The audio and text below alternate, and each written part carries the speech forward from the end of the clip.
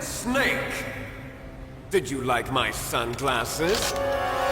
Greetings to the 23.3 thousand Grimdark enjoyers of my channel, and a friendly hello to the 72% who haven't subscribed. This time we're doing something a little different. You guys know I'm quite fond of the Metal Gear series. And since it 'tis the season, it's time I share a concept for an orc army I think is very solid. This one is for an orc army themed around tactical espionage action. One with superlative cunning tactics, which of course remain brutal. It's a thematic list build for Metal Gear Orks.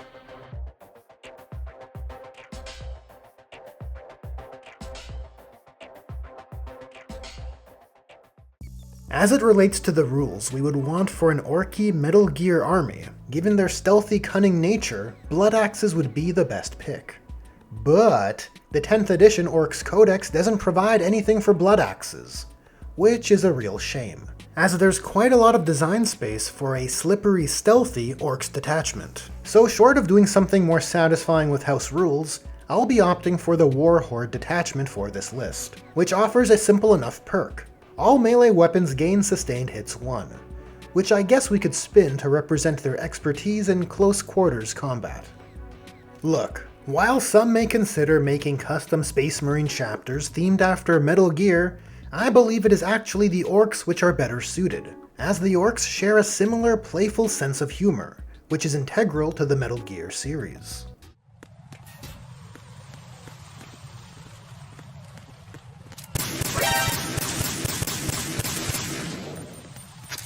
And in the interest of transparency, a Metal Gear Ork army was something I was dabbling with for a time.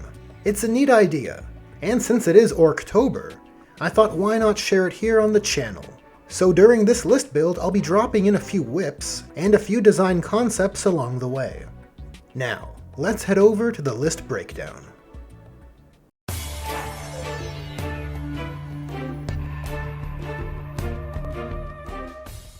Let's start with the boss. Of course, the warlord of this list will be a war boss, a big boss war boss. I've equipped him with a power claw. Not only is it an iconic orc weapon, but it also makes for a great analog for Venom Snake's bionic arm from Metal Gear Solid 5. And the war boss's rule, the biggest and the best, boosting his attacks by 4 during a WA, is a fun way to abstract big boss's superlative CQC skills. Accompanying our big boss will be a squad of trusted knobs, 10 of them, all taken with big choppas. The knobs pair well with the war boss. They make good use of our big boss's might is right ability, and while our big boss is leading them, their own ability, the boss's lads, forces incoming attacks which wound on 3s or better to suffer a -1 to wound. Providing some anti-elite firepower are 2 units of 5 tank busters. Each squad provides 3d3 rocket launcher attacks with blast, with 1 orc providing some shorter range DACA with rocket pistols, and 1 with a dedicated tank hammer. On the ability front, all their attacks gain +1 to hit and wound when targeting vehicles, which is pretty good. And if enemy units move too close, you can let loose a few bomb squigs.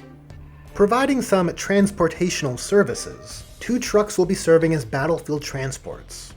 And since trucks have the firing deck ability, the tank busters will surely enjoy being able to blast a few rockets off on the move.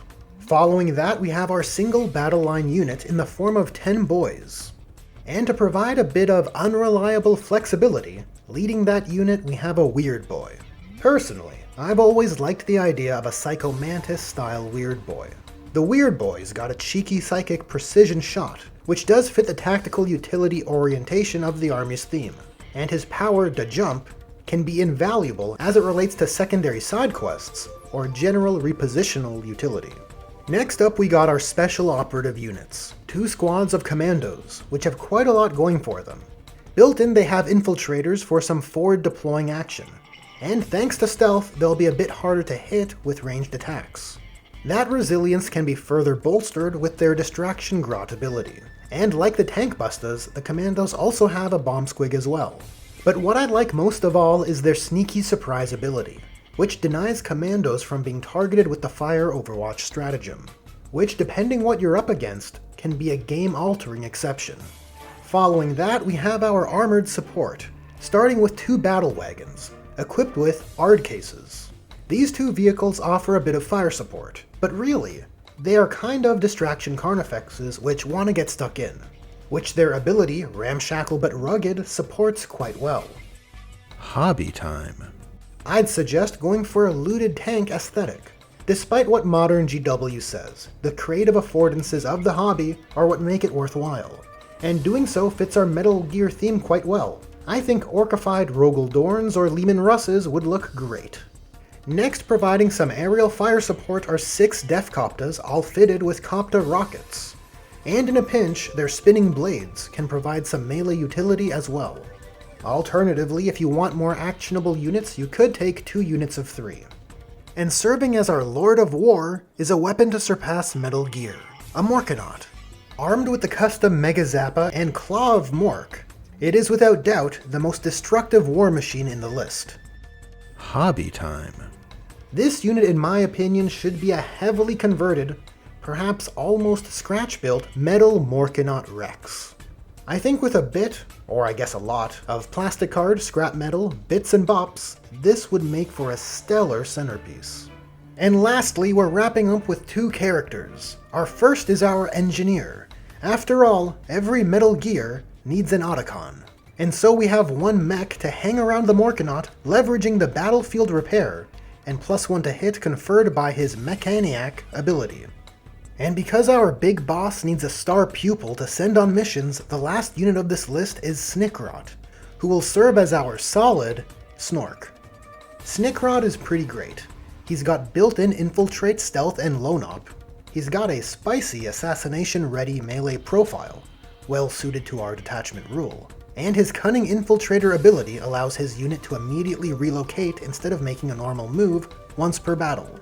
And his other ability gives models in his unit the ignores cover ability. So you have the option to have him lead a squad of Kommandos, or keep him solo. You know, for that one-man sneaking operation vibe. And just like that, we're done, sitting at a very tasteful 2,000 points. I think what we have here is very fun. We got several units which bring that tactical espionage action flavor, and some dynamic repositional utility between our Psycho Mantis Weird Boy and our Solid Snake Snickrot. All capped off by a weapon to surpass Metal Gear. That's a wrap on this Metal Gear Orks thematic list build. If you enjoyed this video, there are buttons for liking, sharing, and subscribing. And special thanks to Julius Maximus, as well as my other generous patrons and channel members. Channel members and patrons get early access to videos. Just a little something for those who help keep the dream alive. Anyways, thanks again for watching, and I'll catch ya in the next one.